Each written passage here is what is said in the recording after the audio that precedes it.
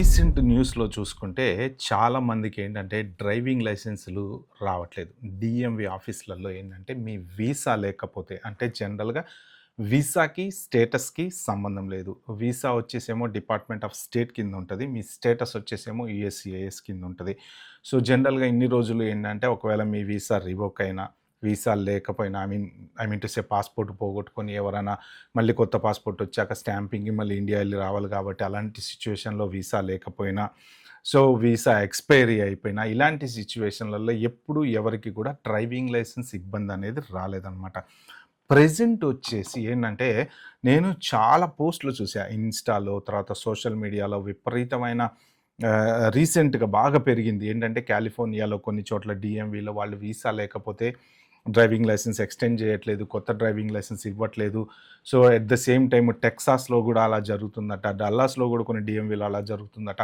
అలా కొన్ని డీఎంవీలలో వాళ్ళు ఇవ్వట్లేదు అన్నప్పుడు కింద కామెంట్‌లలో గూడా వాళ్ళు ఏం మెన్షన్ చేశారంటే వేరే పర్టిక్యులర్ సెంటర్‌కెళ్ళమని గూడా మెన్షన్ చేస్తున్నారనమాట. సో, ఎందుకిలా జరుగుతుంది? దీంతో పాటేంటంటే రీసెంట్‌గా ఆపరేషన్ చెక్‌మేట్ అనేది ఒకటి కొత్తగా స్టార్ట్ అయింది. అదేంటి? సో, ఎందుకు ఈ ఇమిగ్రేషన్ ఫ్రాడ్‌కి తర్వాత ఈ డ్రైవింగ్‌లకి లింక్ పెడుతున్నారు అనేది పర్టిక్యులర్ వీడియోలో మనం మాట్లాడదాం. Very important video. మీరైతే లాస్ట్ వరకు చూడండి. ఇంకెవరైనా సబ్స్క్రైబ్ చేసుకున్న వాళ్ళుంటే ప్లీజ్ దయచేసి సబ్స్క్రైబ్ చేసుకోండి. మనం టాపిక్‌లోకెళ్తే ఆపరేషన్ చెక్‌మేట్ అంటే రీసెంట్‌గా మనం మే 5 నుంచి మే 15 వరకు అరౌండ్ ఇన్ బిట్వీన్ అరిజోనా స్టేట్‌లో కొంత చెకింగ్స్ అనేవి జరిగినాయి. ఎందుకంటే ఈ ట్రక్ డ్రైవర్స్ ఎవరైతే ఉంటారో ఆ ట్రక్ డ్రైవర్సు వాళ్ళని చెక్ చేశారనమాట. చెక్ చేస్తే దాంట్లో ఒక 50 అన్‌డాక్యుమెంటెడ్ వాళ్ళు అరౌండ్ 30 ఇండియన్ అన్‌డాక్యుమెంటెడ్ వాళ్ళు దొరికారనమాట. సో, ఈ 30 అన్‌డాక్యుమెంటెడ్ వాళ్ళ గురించి విపరీతంగా సోషల్ మీడియాలో వచ్చింది. మీరంతా చూసే ఉంటారు. అదొక 4, 5 డేస్ నుంచి 1 వీక్, 10 డేస్ నుంచి బాగా విపరీతంగా సర్క్యులేట్ అయితుంది. 30 మంది ఇండియన్స్‌ని డీపోర్ట్ చేస్తారంట. అది ఇది అని చెప్పేసి న్యూస్ కూడా చూసే ఉంటారు మీరు. ఆళ్ళెవరయ్యా అంటే ఈ ట్రక్ డ్రైవర్స్ అనమాట. అంటే జనరల్‌గా ఏంటంటే ఇప్పుడు ఈ ట్రక్ డ్రైవర్స్ ఇప్పుడు మొన్న అంతకుముందు ఒక ఇన్సిడెంట్ కూడా జరిగింది కదా! ఒక పర్టిక్యులర్ ట్రక్ డ్రైవర్ ఇండియన్‌కి సంబంధించిన ట్రక్ డ్రైవరు యూటర్న్ ఎక్కడైతే యూటర్న్ చేయకూడదో, ఆ యూటర్న్‌లు కొన్ని ఎందుకుంటాయి అంటే పోలీస్ వాళ్ళ కోసం గానీ, అంబులెన్స్‌ల వాళ్ళ కోసం గానీ, ఎమర్జెన్సీ వెహికల్స్ యూటర్న్ చేసుకోవటం కోసం ఉన్నటువంటి ఒక పర్టిక్యులర్ దాంట్లో ఇతను ఒక పెద్ద ట్రైలర్ తోటి యూటర్న్ చేస్తున్నప్పుడు వెనక నుంచి వచ్చినటువంటి కారు దాని కిందకెళ్ళిపోవటం, అందులో ముగ్గురు చనిపోవటం అనేది జరిగింది. ఆ తర్వాత అతన్ని చెక్ చేస్తే 10 టైమ్స్ వాషింగ్టన్ డీసీలో అతను లైసెన్స్ అప్లై చేస్తే రాలేదంట. అతనికి ఇంగ్లీష్ సరిగ్గా రాదు. సైన్‌లు సరిగ్గా తెలీవు.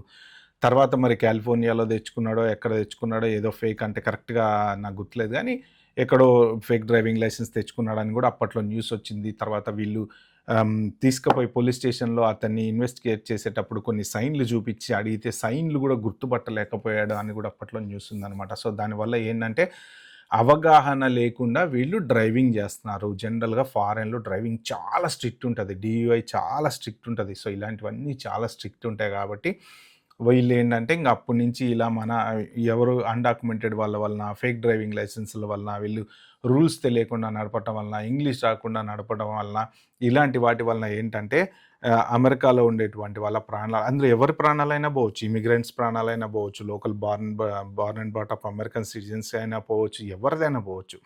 సో, అలాంటి వాళ్ళని చెక్ చేసి అందరిని డిపోర్ట్ చేయాలి అనే ఉద్దేశ్యంతోటి స్టార్ట్ చేసినటువంటిది ఈ ఆపరేషన్ చెక్‌మేట్ అనమాట. So, as part of that ఏంటంటే వీళ్ళు ఇంకా విపరీతంగా చెక్ చేస్తున్నారు. అయితే ఇప్పుడు దీనికి లోకల్ డ్రైవింగ్ లైసెన్స్‌లు ఇవ్వకుండా ఉండడానికి ఏమన్నా లింక్ ఉందా అంటే మోస్ట్ ప్రాబబుల్లీ లేదు. కానీ ఏంటంటే జనరల్‌గా ఒక ఏదైనా పెద్ద ఇన్సిడెంట్ జరిగినప్పుడు ఒక గవర్నమెంట్ ఒక పర్టిక్యులర్ దాని మీద క్రాక్ డౌన్ చేస్తున్నప్పుడు ఏంటంటే ఇమ్మిగ్రేషన్ డాక్యుమెంట్స్‌కి సంబంధించినటువంటి చెకింగ్స్ అనేవి చేయమనేసి గవర్నమెంట్‌కు, స్టేట్‌లు ఎవరికి వాళ్ళకి ఆర్డర్స్ ఇస్తూ ఉంటారనమాట. జనరల్‌గా ఏంటంటే ఇంతకుముందు ఈ I-797, I-94 తీసుకొనెళ్తే వాళ్ళు చెక్ చేసుకొని ఒక 1 వీక్ తర్వాత ఆ డీటెయిల్స్ అన్నీ చెక్ చేసుకున్న తర్వాత వీసా సిస్టమ్ తోటి అంతా బానే ఉందని చెప్పేసి పిలిచి డ్రైవింగ్ లైసెన్స్ ఇచ్చేవాళ్ళనమాట. సో, ఇప్పుడు దాంతో పాటేంటంటే మీ వ్యాలిడ్ I-797, మీ I-94 దాంతో పాటేంటంటే మీ పాస్‌పోర్ట్‌లో ఉన్నటువంటి వీసా గనక ఎక్స్‌పైరీ అయిపోతే కొన్ని డీఎంవీలలో ఏంటంటే లైసెన్స్ రెన్యువల్ చేయట్లేదు, కొత్త లైసెన్స్ కూడా ఇవ్వట్లేదు అని చాలా పోస్టులు చాలామంది చెప్పారు. దాంట్లో కామెంట్స్‌లో కూడా చూశాను నేను. ఈ పర్టిక్యులర్ డీఎంవీకి నాకు కూడా ఇదే సిచ్యువేషన్ వచ్చింది. ఈ పర్టిక్యులర్ డీఎంవీకెళ్ళి ఇక్కడ ట్రై చేయండి అక్కడ వస్తది అని చెప్పి కూడా కొన్ని కామెంట్లు పెడుతున్నారు. కానీ ఎట్లా అంటే ఇప్పుడు ఒక 10 సంవత్సరాల నుంచి యూఎస్‌లో ఉన్నవాళ్ళు ఉంటారు. ఏదో ఎప్పుడో డీయూఐ ఉండుంటది. ఆ పర్టిక్యులర్ డీయూఐ వల్ల ఇప్పుడు వీసా రివొకేషన్ అయిపోయి ఉంటది. చాలామందికి మొన్న డిసెంబర్‌లో బోలెడన్ని బల్క్ వీసా రివొకేషన్‌లు అయిపోయినాయి. సో, ఇప్పుడు వాళ్ళందరిలో కొంతమందికి తెలియని కూడా తెలీదు వీసా రివోక్ అయింది. ఎందుకంటే కొన్ని జంక్‌లకెళ్ళినాయని చెప్పి విన్నాను నేను. సో, ఆ వీసా రివోక్ అయిన వాళ్ళందరి పరిస్థితి ఏంటి అంటే, ఇప్పుడు రేపొద్దున వాళ్ళు గనక రెన్యువల్‌కెళ్ళినా ఎందుకంటే ఇన్ని సంవత్సరాల నుంచి యూఎస్‌లో ఉన్నారు గదా! యూఎస్‌లో ఉన్నప్పుడు ఏమవుతది అంటే, మీరు మీ ఒక లైఫ్ బిల్డ్ చేసుకొనుంటారు. ఇప్పుడు కార్ లేకపోతే నడవదు. మన ఇండియాలో అయినా మనకు కార్ లేకపోతే బస్‌లో పోవచ్చు, ఆటో ఉంటది. ఇట్లా అంటే ఆటో వాడు ఆపుతాడు, టాక్సీలని ఏదైనా ఎక్కెళ్ళొచ్చు. కానీ యూఎస్ లాంటి చోట్ల ఏంటంటే కంపల్సరీ కార్ ఉండాలి. సో, కార్ లేకపోతే అసలు వర్ణనాతీతం ఉంటది లైఫ్. ఎందుకంటే షాపింగ్‌కెళ్ళాలన్నా గూడా కార్‌లో పోవాల్సింది. ఎటు పోవాలన్నా ఇంటి ముందు పోయి కూరగాయలు బండోడు రాడు. మనకేం కొనుక్కోకుండా బతకలేము. కాబట్టి కారు కంపల్సరీ. ఇప్పుడు చాలా మందికొస్తున్నటువంటి పెద్ద హెడ్‌ఏక్ ఏంటంటే ఈ వీసా రివోక్ అయిన వాళ్ళు గానీ, వీసా ఎక్స్‌పైరీ అయిన వాళ్ళకి గానీ డ్రైవింగ్ లైసెన్స్‌లు ఇవ్వట్లేదు. దాంతో పాటు ఏంటంటే చాలామంది ఎక్స్‌టెన్షన్ అప్లై చేస్తున్నారు గదా!